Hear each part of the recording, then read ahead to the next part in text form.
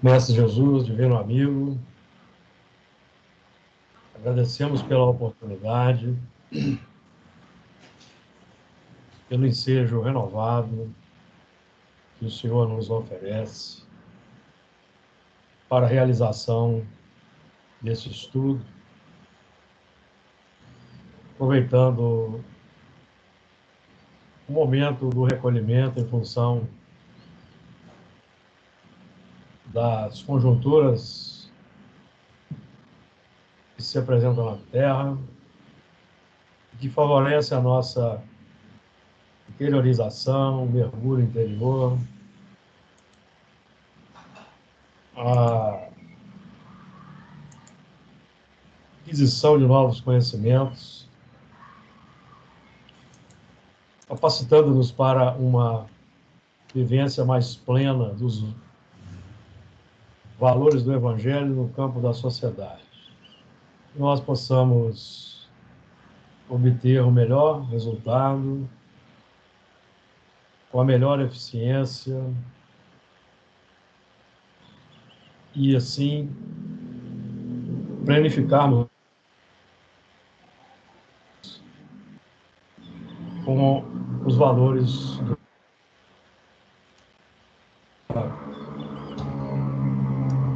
que a doutrina espírita nos proporciona entender com muita clareza. Que as tuas bênçãos de paz, compaixão e misericórdia nos envolvam a todos. Assim seja. Assim seja. Muito bem. Então, eu, de princípio, eu vou deixar os sons fechados e, quando vocês quiserem comentar, vocês abram o som, por favor. E vou projetar a tela de hoje.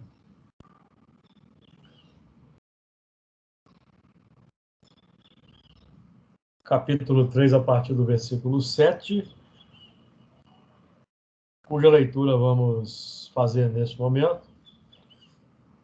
Gênesis de Moisés, capítulo 3, versículos 7 a 11. Então foram abertos os olhos de ambos e conheceram que estavam nus. E coseram folhas de figueira e fizeram para si aventais.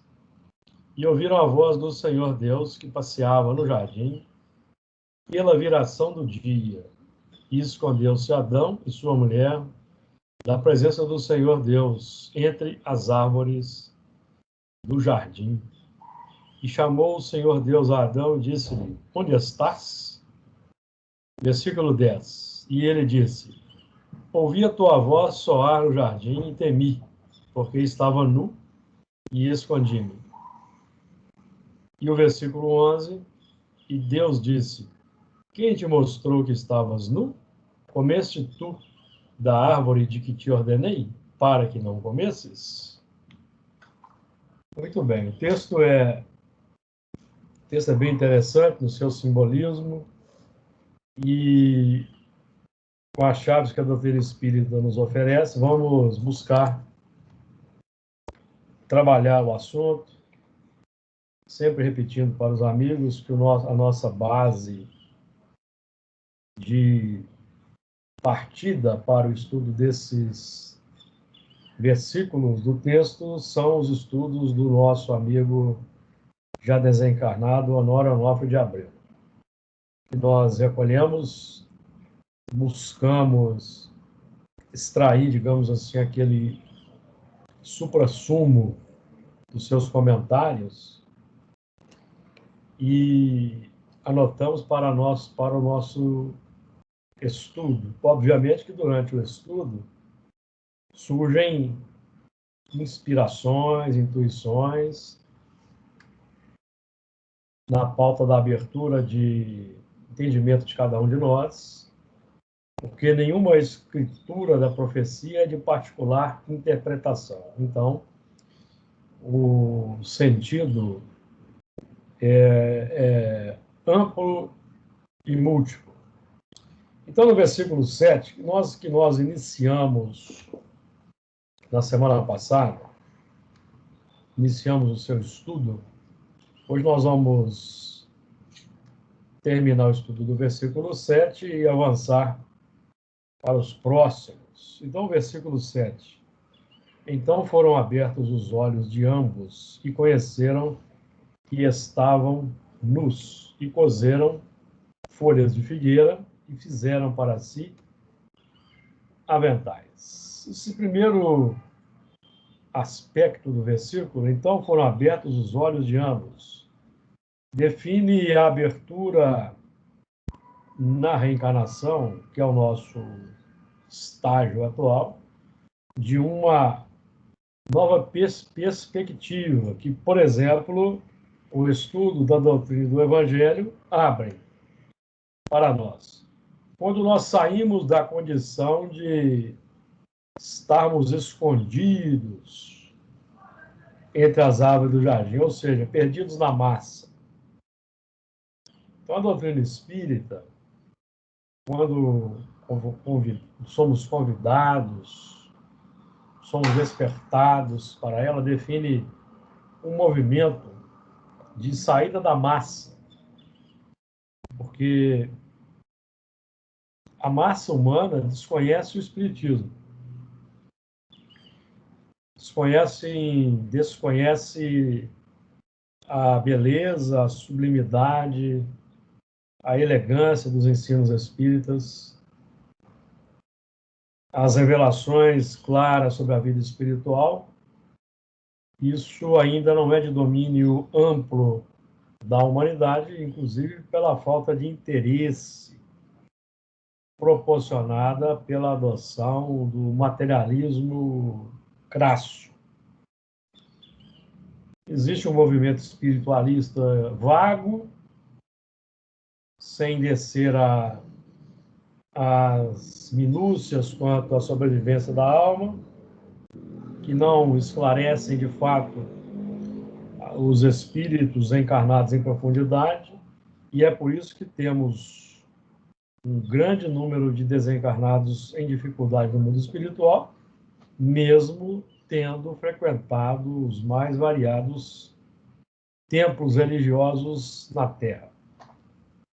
Então, o manancial que nos é oferecido é extraordinário. Essa abertura... Pode falar, Didi. Esse espiritualismo aí que você falou aí, normalmente é o espiritualismo das pessoas que vão mais por causa de curiosidade, não é muito voltado a evoluir, né? Não. Talvez por isso que acontece isso que você falou, né? É um espiritualismo que não nos leva ao desprendimento dos bens terrenos, por não apresentar uma perspectiva clara, nítida, sobre a vida espiritual, como a doutrina espírita apresenta. A doutrina espírita não é uma filosofia que foi elaborada por uma mentalidade humana. Não, a doutrina espírita é a doutrina dos espíritos que emergiu do fenômeno mediúnico e provocou um grande abalo, digamos assim, na humanidade no século XIX. Vários países do nosso planeta, principalmente na Europa, e eminentes cientistas como William Crookes, William James, Camille Flammarion, César Lombroso, Ernesto Bozan e tantos outros estudaram e comprovando a realidade espiritual do século XIX. Então, por hoje, o entendimento não está generalizado por má vontade do espírito humano. Má vontade. Mas a desencarnação ocorre para todos nós despertamos vivos no mundo espiritual, mesmo os ateus e os céticos, e cada um de nós vai recolher na pauta da semeadura. Então, é por isso que nós aqui, por exemplo, estamos estudando esses textos, Não podemos permanecer mais no plano da ingestão do fruto da árvore do conhecimento do bem e do mal puro e simples. É preciso partirmos para a prática, para a vivência. Senão nós também teremos dificuldades no mundo espiritual.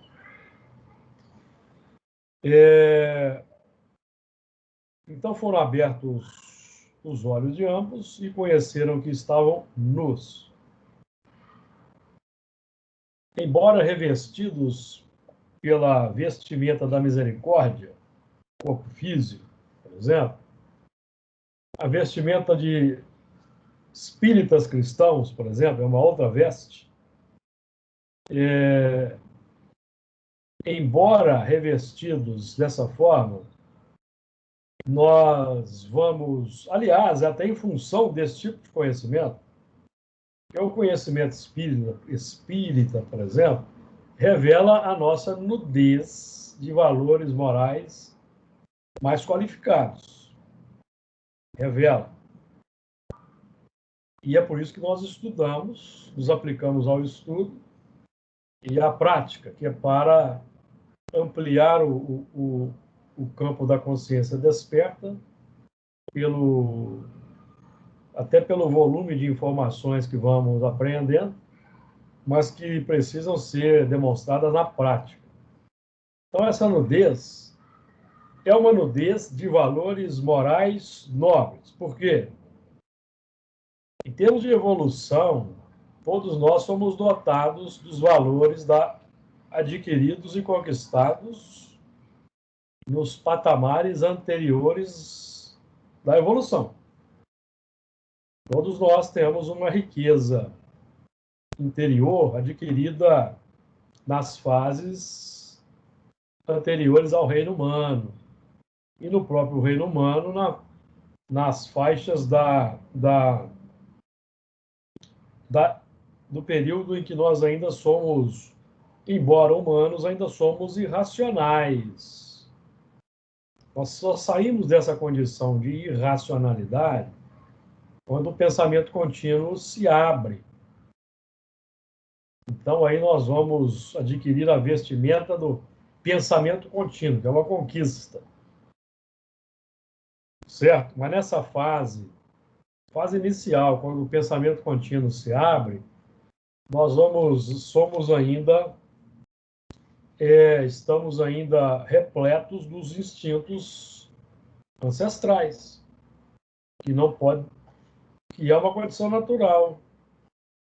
Os instintos são as ferramentas da evolução, a riqueza conquistada pelo princípio inteligente, que vai ser transformada em sentimentos nobres, em valores morais avançados, quando nós, saindo da irracionalidade para a humanidade, no período em que vamos trabalhar para iluminarmos a razão, nós então vamos entendendo esses instintos e vamos transformando-os em virtudes.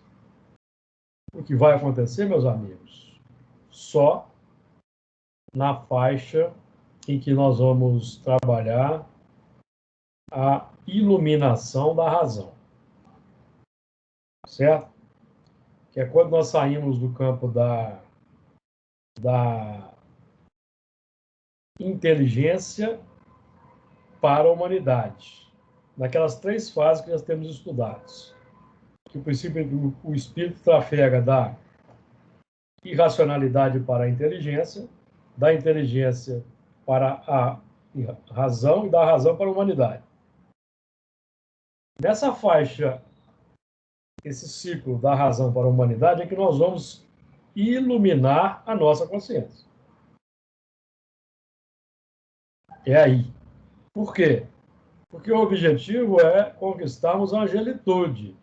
Então, conquistando o título de humanos plenos, conforme a definição dos espíritos, nós então adentramos nas faixas iniciais do período da angelitude.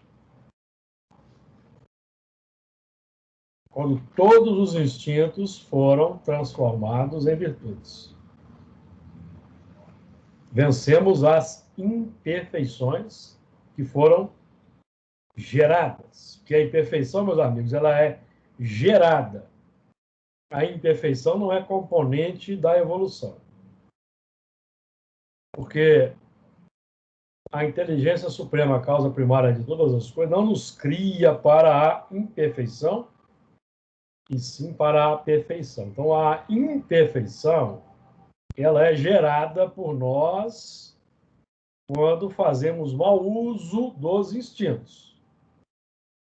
Porque os instintos são essencialmente bons. Aprendemos estudando a questão 907 do Livro dos Espíritos. Os instintos são essencialmente bons e a imperfeição surge pelos abusos que são acrescentados pela vontade. De acordo, meus amigos? Porque se os instintos não fossem bons, nós seríamos criados para o mal. Quando um cavalo dá um coice, um leão morde, ele não está mordendo por maldade, evidentemente. Está expressando a sua condição de evolução.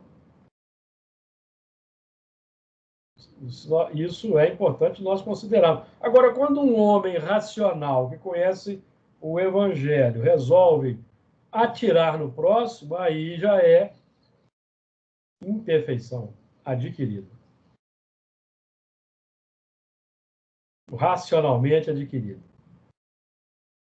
É preciso que nós entendamos isso, porque senão nós vamos permanecer no terreno do misticismo, achando que nós fomos que os instintos são expressões do mal.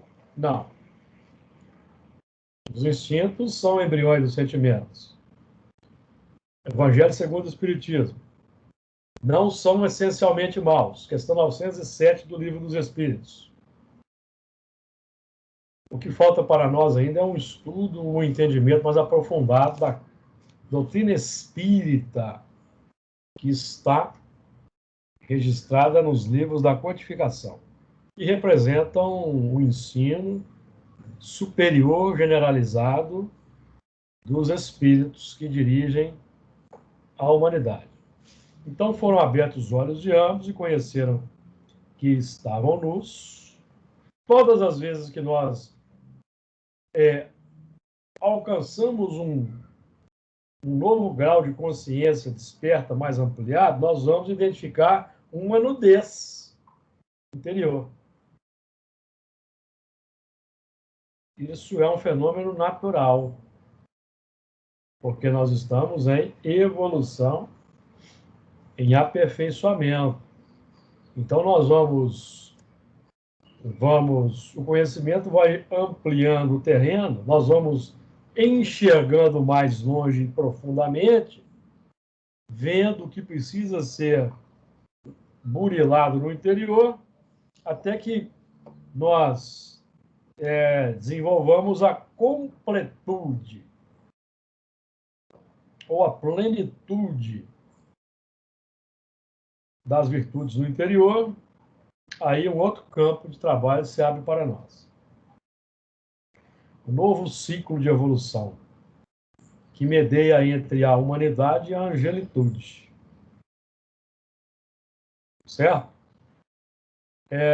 Comentários aí, pessoal? Dúvidas?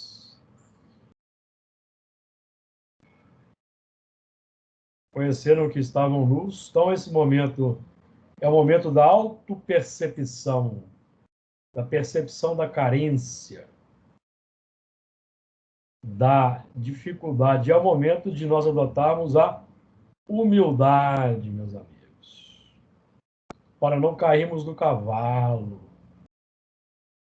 Porque o orgulho nos coloca e a vaidade, muitas vezes nos coloca num plano acima. E é aí que nós somos pegos no contrapé das revelações da nossa realidade interior, que é a percepção, que se expressa pela percepção da nudez.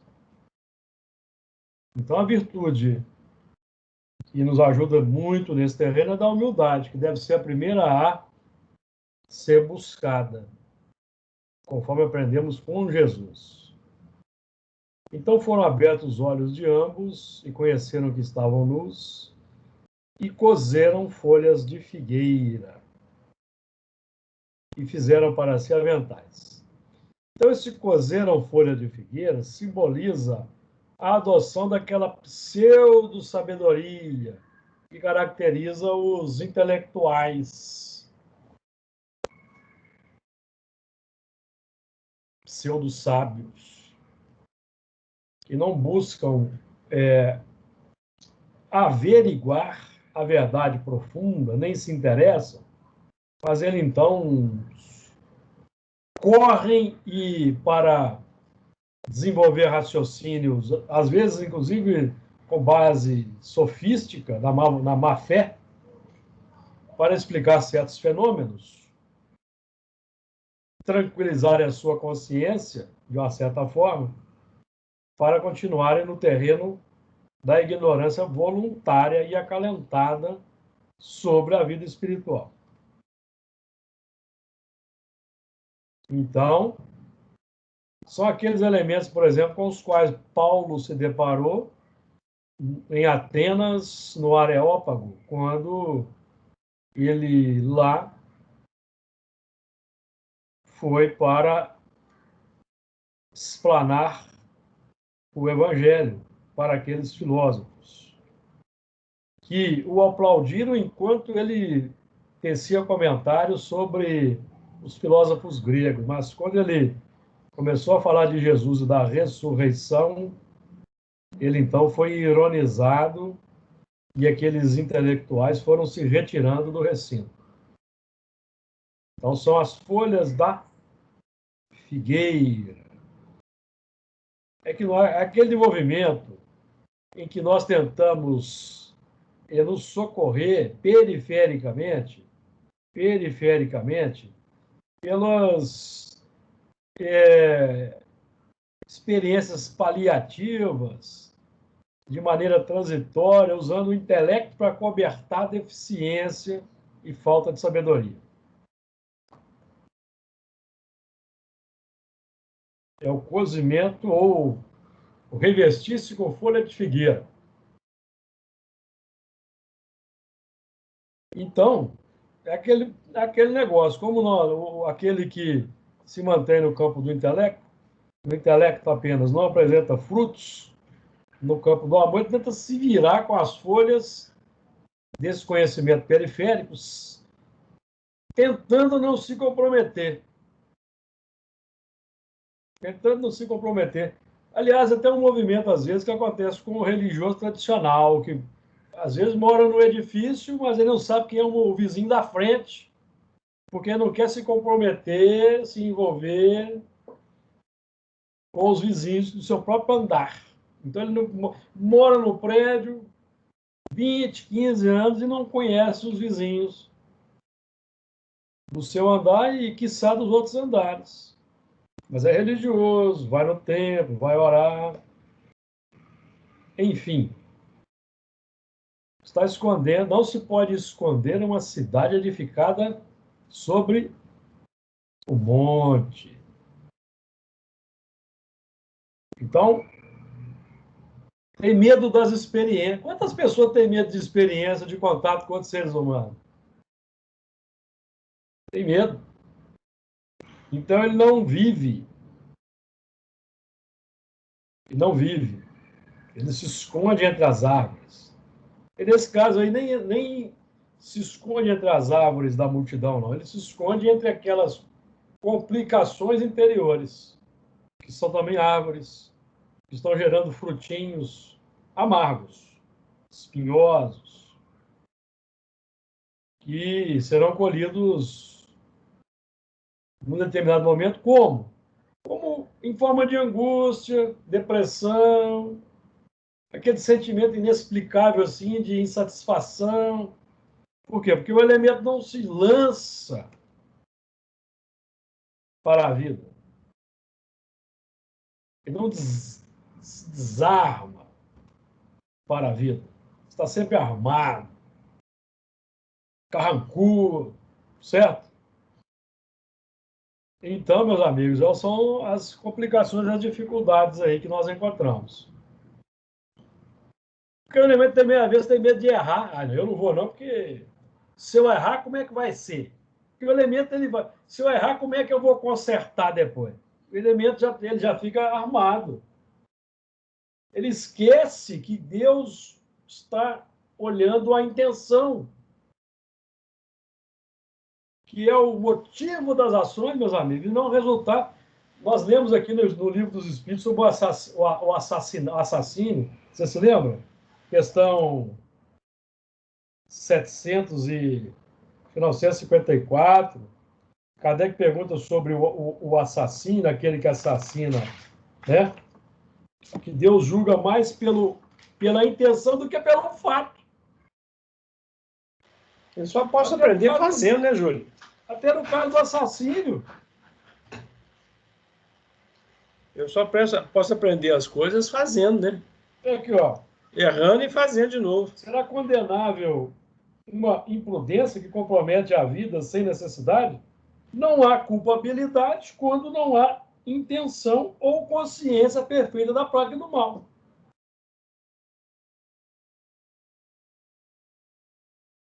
Porque se o elemento, tem muita gente, eu repito esse exemplo, tem muita gente que se tem um carro, vai sair com o carro para trabalhar, se atropela a pessoa e morre, acabou a vida para ele.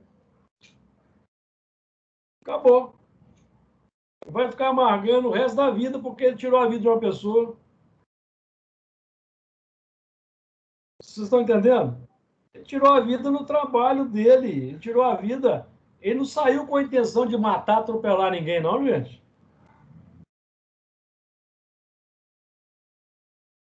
Certo? Não tem.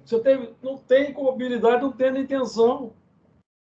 Porque esse é o risco inerente da vida, da imperfeição da sociedade. Imagina o piloto que não quisesse pilotar um avião, porque se o avião cair, ele vai ser culpado da morte de 350 pessoas. Ele acionou os mecanismos para o avião cair? Ele agiu de propósito? Mesmo que ele tenha cometido um erro, meus amigos, de decisão naquela cabine dele, que ele tenha cometido um erro de tomada de decisão, ele não tem de culpa. Mas o que acontece na sociedade humana? O primeiro que leva pedrada é o pobre coitado do piloto. Ou não é? O motorista do ônibus ou do caminhão. Vamos ter cuidado, gente. Tem gente religioso,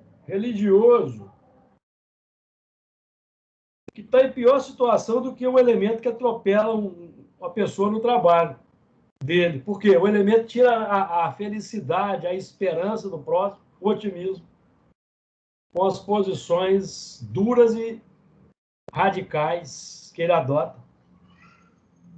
Está matando de uma maneira pior.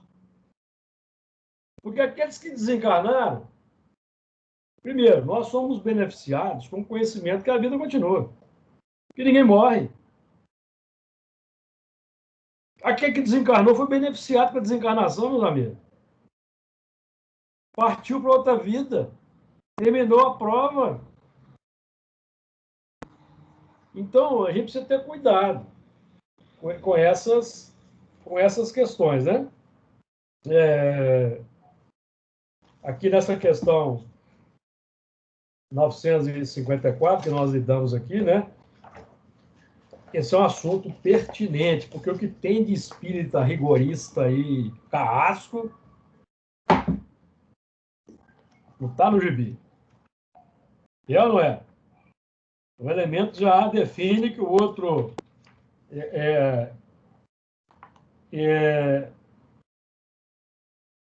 não só é culpado, como ele vai até para outro planeta, vai ser degradado.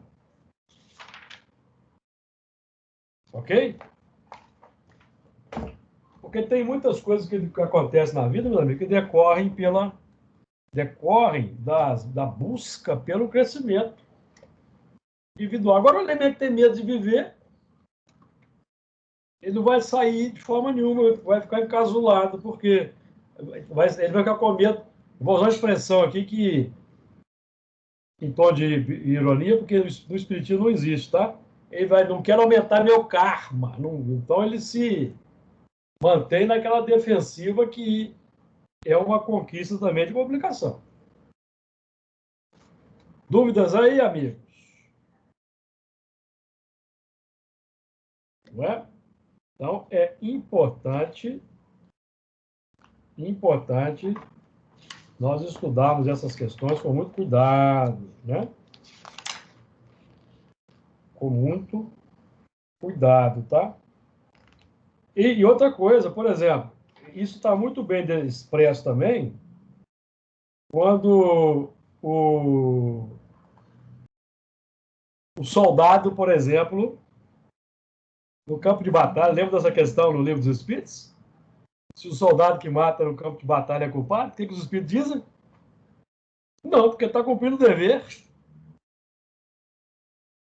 Defender do seu país. Depois vocês estudem aí, ó, na lei de destruição, a guerra, tá?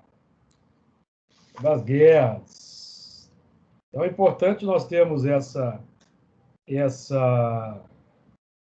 percepção. E na questão 955, aí, por exemplo, ó, que trata do suicídio, aí os espíritos vão dizer lá, ó, que certos elementos que cometem suicídio, segundo certas circunstâncias aí, eles não são culpados porque eles estão em estado de nulidade moral. Eles são obrigados a cumprir um dispositivo legal.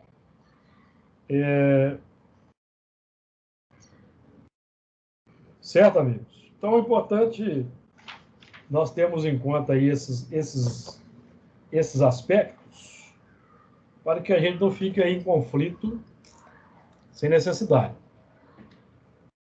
Ok? Tá claro aí, Kátia? Tranquilo?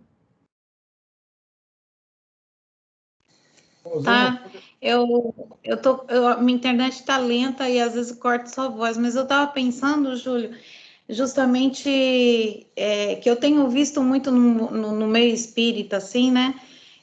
Falando muito da caridade, de auxiliar, de estar sempre presente por se algum irmão necessitado pede auxílio, um esclarecimento. E na hora em que busca esse indivíduo, uma pessoa, né? E essa pessoa está sempre ocupada. Quer dizer, eu acho que aí também é uma falta de, não sei, de vontade, né? Sim. Da pessoa. É isso que eu estava pensando, que realmente tem uma maldade aí dentro, né? Porque está falando da caridade, está falando da ajuda, do auxílio, e no momento exato de ter a oportunidade de fazer alguma coisa, a pessoa sempre dá aquela desculpa que está ocupada, ou que surgiu alguma coisa, ou que não tem tempo, sei lá, ou deriva para outra pessoa, né? Aí é a questão da omissão, né? A omissão individual. Depois a própria pessoa vai se queixar do mundo, falando que o mal predomina. E o mal predomina por quê? Por causa da timidez dos bons. Não é isso que nós aprendemos? O mal predomina por causa da timidez dos bons, não é, amigos? Não é isso? Então, que nós sejamos... E o elemento que vive nesse movimento de timidez, de resguardo, se resguardar para não cometer nenhum erro, e assim ele cometer um erro, vamos colocar aquela palavra, adquirir um karma, ele está se complicando espiritualmente, porque está deixando de operar, está mantendo a imperfeição na sua intimidade.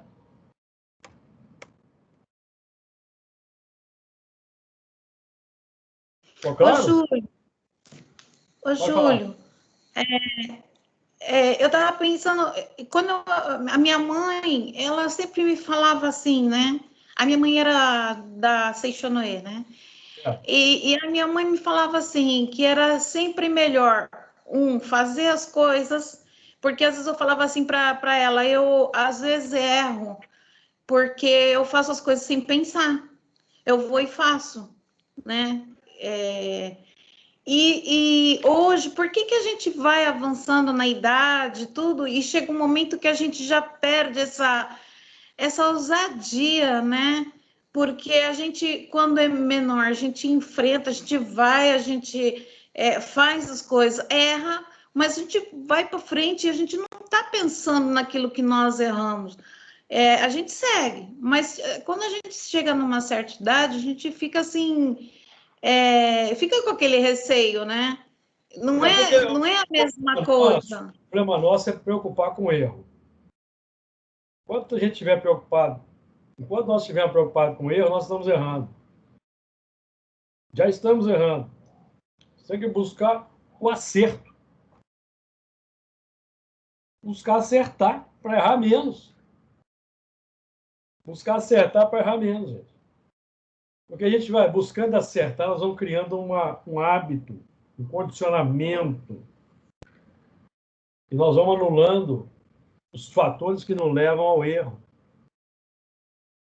E a gente precisa entender que o erro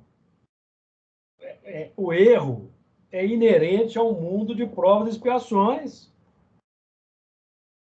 É inerente. Por exemplo, você toma uma decisão, você está no emprego, certo? Aí surge um plano de demissão voluntária no seu emprego. Aí você tem a oportunidade de buscar uma nova atividade que vai te dar um maior prazer e uma maior renda, certo? Então você pensa, medita, você está naquele emprego ali, tem uma segurança de um salário X, mas você tem o direito de almejar coisa melhor, evidentemente. Então você pondera, você pensa, sopesa os prós e os contras, e você decide por sair, certo? E depois de um certo tempo, não dá certo, foi um erro? Não, meus amigos, não foi um erro. Foi uma experiência adquirida. Aí o elemento pode ter pensado, por que os espíritos não me tiraram dessa situação? Os espíritos não vão fazer isso conosco. Eles vão nos inspirar. Às vezes, a inspiração para que você saísse e acontecesse isso estava na pauta dos seus pedidos antes de reencarnar. Para você sair, ter a experiência que precisava ter, porque essa experiência, mesmo de cunho aparentemente negativo, vai acelerar o seu progresso. Então, por isso que a intenção, meus amigos, é observada. Deus olha a intenção. Aqui, a questão 747, por exemplo, assassínio. 746. É crime aos olhos de Deus o assassínio?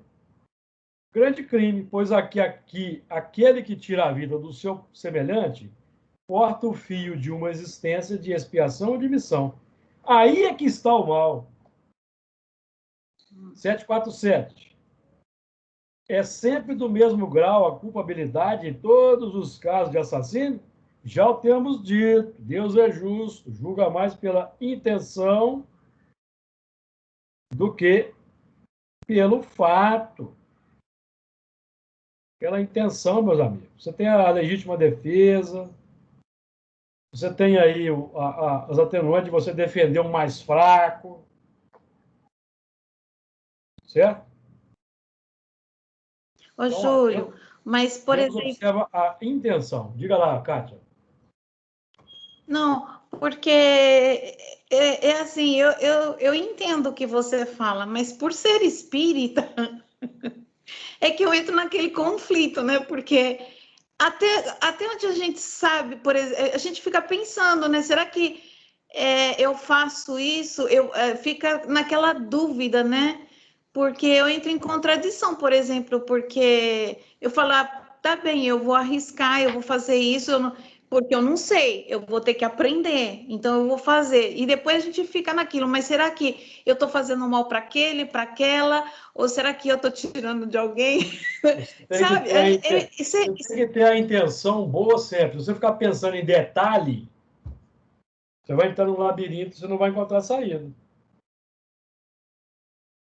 A questão não é você preocupar em detalhe. Essa é a intenção. Senão você vai criar regrinha de viver. Você vai fazer uma cartilha. Você vai fazer uma cartilha, você vai consultar a cartilha todo dia para você fazer as coisas. É como o religioso que consulta a Bíblia para ver se pode fazer. Espera aí que eu vou consultar a Bíblia para ver se eu posso fazer. Você está consultando cartilha. Você está perdendo a alegria de viver, a alegria de experimentar, na pauta do conhecimento que você tem. Logo que você não vai se lançar experiências de cunho lamentável com o conhecimento que você tem. Não vai. Você sabe que é nefasto.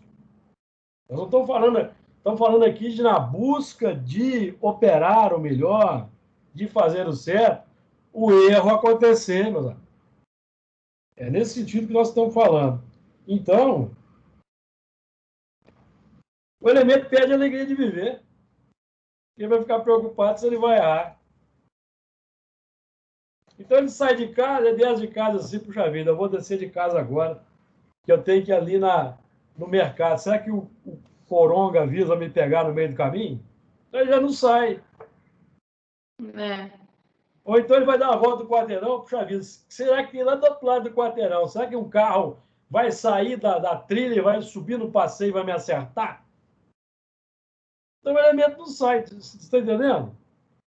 Tem que se lançar com amor e boa intenção para a vida, gente. Senão o elemento não vive. Vai ficar cheio de regrinha. Tem até um livro, Conduta Espírita. Por que o André Luiz fez esse livro? Por quê? Por causa da dificuldade dos espíritas, dos religiosos, em tomar as rédeas da sua evolução. Tomar as rédeas da sua evolução. Então ele fica preso ao dispositivo legal. Deixa eu consultar aqui o código penal. Tem até um código penal espírita aí que parece que é uma coisa foi enxertada, tá? Deixa eu consultar o código penal aqui para ver se eu posso. Aí tem a linha B, a linha C, é o elemento que eu perdido ali. Não encontra solução. Então, o que ele resolve fazer? Não, vou ficar em casa, não vou sair. Então, meus amigos, no mundo de expiação e prova, nós não temos saída. Ou temos saída? Não temos saída. Tem bala perdida, tem motorista embriagado, tem assaltante. O que mais que tem? Uma série de coisas. Agora, se você vai... Então, não tem jeito, tá? Então, o movimento é esse aí, né? Jesus, por exemplo, caminhava de peito aberto. Jesus sabia que os fariseus tramavam contra ele. Ele já encarnou sabendo que seria crucificado. Encarnou sabendo que tem um que o trairia. Que o outro ia negar 3 vezes. Sabendo de tudo, meus amigos. Mas caminhou de peito aberto. Por quê? Cada um responde pelo que faz. Certo? Se você reencarnou, saiu do mundo espiritual assim com uma pauta assim, ó. A meta é você fazer 50% dessa pauta. Certo? Aí você reencarna. Aí você dá o seu sangue, o seu suor, suas lágrimas para educar um filho, por exemplo, que era a sua pauta, certo? Você tinha que atingir ali 50% daquela pauta, tá? Da educação de um filho, por exemplo, certo? Mas aí você chega no mundo espiritual e constata, por exemplo, que você não fez nem 10%. Mas você vai constatar que aquele 10% que aquela parcela que você fez foi o que você conseguiu fazer com toda a sua força. Então você está justificada, minha amiga. Ninguém vai te cobrar os 45% que for faltando. Não existe isso no mundo espiritual, não. Certo? O importante é que você fez 5%. Avançou. Você avançou 5% no terreno que você desconhecia. Deu uma ideia? Deu uma ideia? É isso, meus amigos. Então, para isso nós temos as defesas naturais. Quais são as defesas naturais que os Espíritos nos recomendam? Vamos orar, ao levantar, vamos orar, fazer nossa prece, buscar aquela comunhão com a espiritualidade, que nós já vamos aí sendo inspirados no plano natural no nosso dia a dia. Certo? Mas, e o ateu? Ele precisa ter cuidado também. Porque o ateu que não ora, mas ele tem um bom coração, ele está amparado por Deus, gente. Nós, espíritos, precisamos deixar de ser pretensiosos, porque nós somos apenas 6 milhões no Brasil. E somos muito pretensiosos, muitas vezes, com relação a muitas coisas. Por isso é que tem muito espírita decepcionado no mundo espiritual. Por causa da pretensão. Pretensão, meus amigos, derruba nosso desenvolvimento espiritual. Então, vamos com calma. E nós estamos buscando estudar aqui esse assunto para nos vacinarmos contra certas coisas que complicam a pauta na existência. Certo? Júlio, posso fazer uma pergunta? Pode.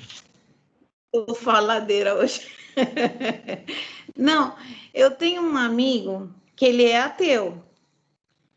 Ele é uma excelente pessoa. Ele ajuda tudo. Mas ele, com ele mesmo, ele já teve 3 infartos, ele tem não sei quantos % do coração funcionando e ele segue fumando. Assim, quer dizer, mas mesmo ele sendo ateu e bom, essas responsabilidades não quitam dele, não é verdade? Não, fica porque ele está comprometido, ele já tem conhecimento suficiente que o fumo é prejudicial. A ciência demonstra isso, ele já tem esse conhecimento. Certo? Então, no mundo espiritual, ele vai colher aquilo que ele está alimentando. Então, ele vai entrar numa perturbação depois da morte, isso é natural. Certo?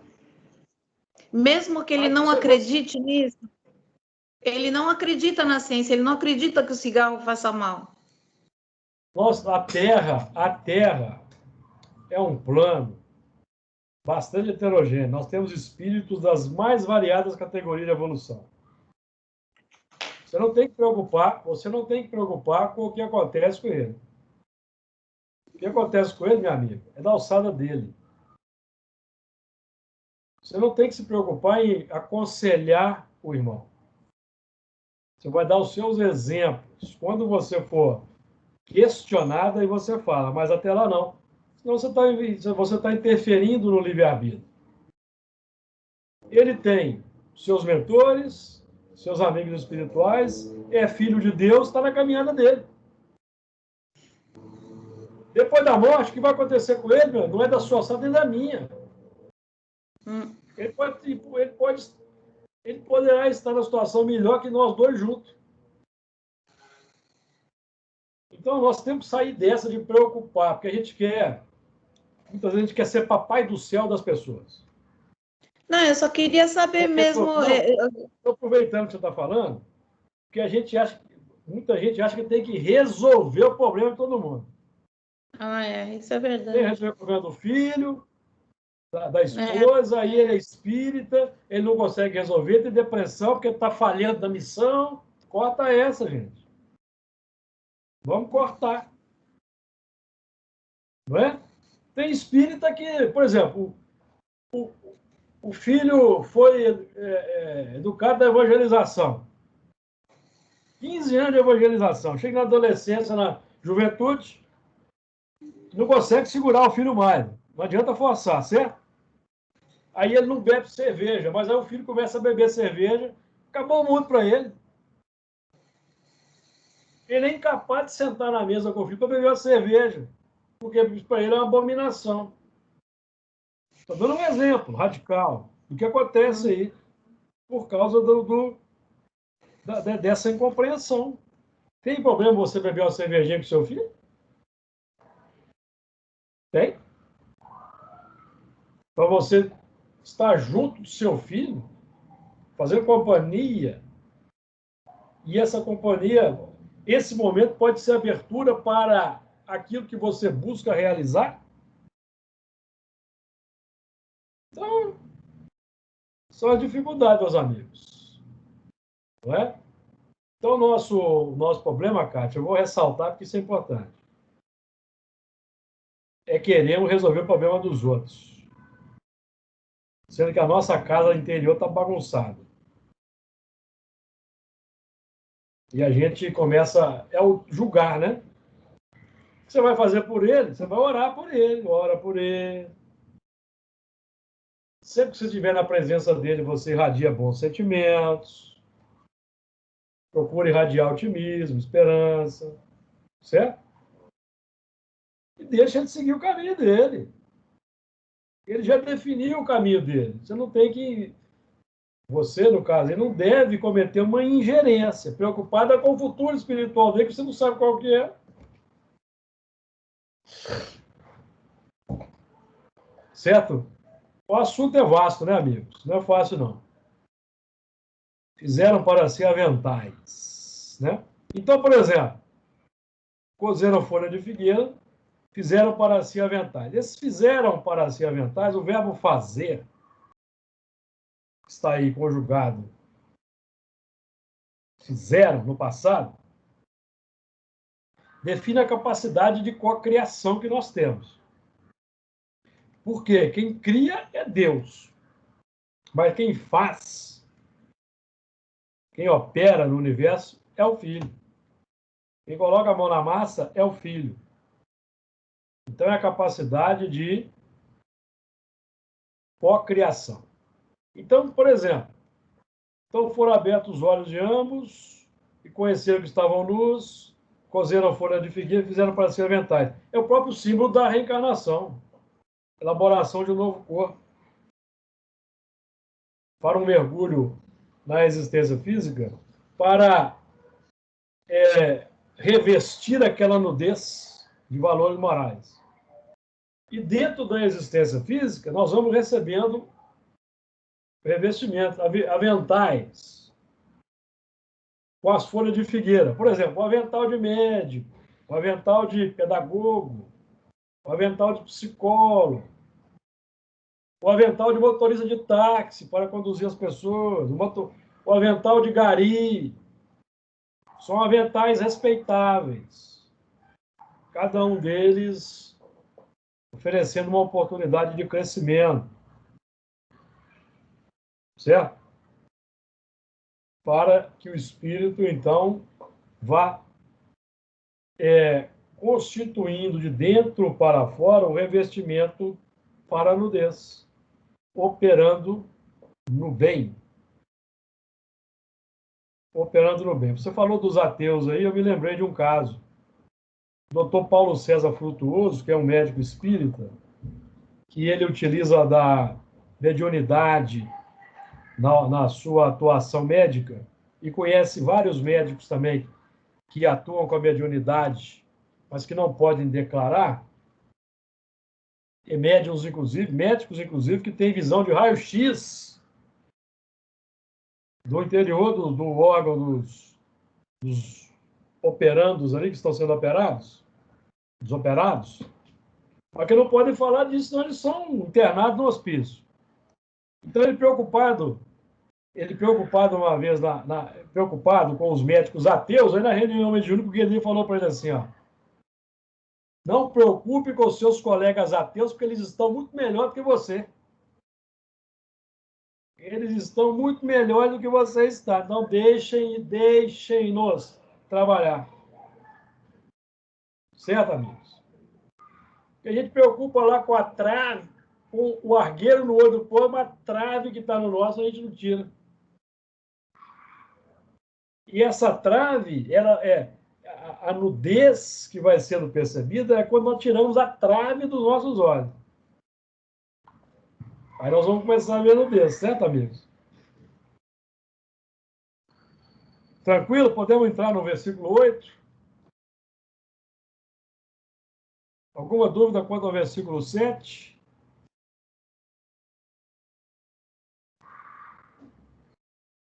Versículo 8. E ouviram a voz do Senhor Deus, que passeava no jardim pela viração do dia. E escondeu-se Adão e sua mulher da presença do Senhor entre as árvores do jardim. E ouviram a voz do Senhor. Então, se nós ouvimos, meus amigos, é porque houve sensibilidade. Ouvimos. Sensibilizou. Sensibilizou, a voz entrou. Não adianta que ela já está instaurada. Não tem como mais fugir da verdade, tá? E ouviram a voz do Senhor que passeava no jardim pela viração do dia. A viração do dia é o momento em que o dia se torna noite. Vai entardecendo, vem o crepúsculo, depois a noite. Viração do dia, perceberam? O dia vira, torna-se noite. É a viração do dia. Pôr do sol, início da noite. Então, simbolizando aí, né, essa viração do dia, os ventos da tarde, simbolizando aí a presença da misericórdia, fomentando os ares do amor para ver se ocorre a inalação desse novo fôlego. Está aí, ó. Simbolizando os ares do amor para ver se ocorre a inalação desse novo fôlego. Porque nós já temos aqui, ó, o primeiro fôlego do pensamento contínuo já está instaurado na nossa atividade. O pensamento contínuo qualificado pelos instintos primários. Qualificado. O instinto nos qualifica, meus amigos, nas faixas iniciais da evolução. Agora, o nosso trabalho agora é transformar, após a formação da mulher, já estudamos, lembram-se? Formação da mulher define que nós elaboramos sentimentos nobres. Esse é o símbolo. A mulher simboliza sentimentos aí no texto. E a mulher, né, fisicamente falando, biologicamente falando, ela é aquela nossa contraparte mais sentimental, emocional, mais sensível, não é isso? Não é? Mas vamos lembrar que cada um de nós é um binômio masculino e feminino, que, conforme o corpo físico que nós adotamos na existência, nós vamos realçar uma certa faceta. Porque o espírito, aprendemos quando não tem espírito. Ele não tem sexo. Ele reencarna-se como homem ou como mulher de acordo com a necessidade. De acordo? Mas, quando um espírito, por exemplo, ele permanece numa certa... principalmente, ele permanece um longo tempo reencarnando como homem ou como mulher, quando ele efetua a troca, ele vai demonstrar a sua natureza em função do tempo do número de existência que ele esteve nesse ou aquele século, isso vai se refletir no corpo, mesmo sendo de polarização contrária. Aí são os casos de homossexualismo que nós conhecemos. Fenômeno natural, tá? Natural. Os espíritos que a maioria, pelo que a gente tem estudado, a maioria vai alternando 2 ou 3, 1 ou 2, vai alternando essas polarizações, então esses espíritos se mantêm tranquilos nessa alternância. Agora, aqueles que elegem por um grande período uma polarização, quando eles alteram, eles vão refletir no novo corpo a polarização anterior. Diga lá, Didi. Você falou aí sobre os homossexuais, eu não entendi bem o que você falou. O que você disse? Os homossexuais são espíritos com características opostas ao corpo em que eles estão reencarnados, em função de um longo período, um longo número de reencarnações em que eles estagiaram. Tá. Condicionamento psíquico. Foram mulheres muitos anos e depois, quando vem como homem, vem homossexual. Várias encarnações. Tá. Ok. Natural o fenômeno. Natural. Tá? Uhum. Não tem nenhum problema. O problema que tem, tanto para o homossexual quanto para o hétero, é a vulgarização do sexo, a promiscuidade. Uhum. As relações múltiplas e variadas. Vale para ambos os padrões, tá? Certo? Beleza. Porque os espíritos que vêm alternando assim, de forma natural, 2, 3 como homem, 2, 3 como mulher, uma como mulher, outra como homem, esses não geram esses condicionamentos psicológicos. Então, trafegam com naturalidade pelas duas polarizações, tá? Ok. Então, vou terminar com esse aspecto aí que nós abordamos agora. E passeava no jardim pela viração do dia, ou seja, a misericórdia de Deus, meus amigos, está sempre presente em todas as situações.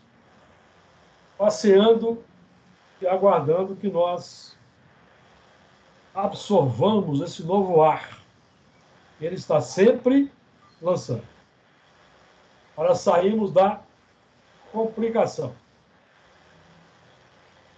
Saímos da complicação e sermos espíritos plenos. Usufruímos da alegria e da felicidade que o nosso estágio nos permite. Aliás, o Evangelho segundo o Espiritismo nos instrui sobre isso. Estamos no mundo para viver no mundo. Com seus prazeres, suas facilidades, suas necessidades. Sem esquecermos do próximo. E sem avançarmos pelo terreno dos abusos, dos desregramentos. É por isso que nós estamos aqui estudando o livro de Gênesis. Então, na semana que vem, retomamos do versículo 8º. Vamos recomeçar o versículo 8º. Que Jesus nos fortaleça, hoje, amanhã e sempre.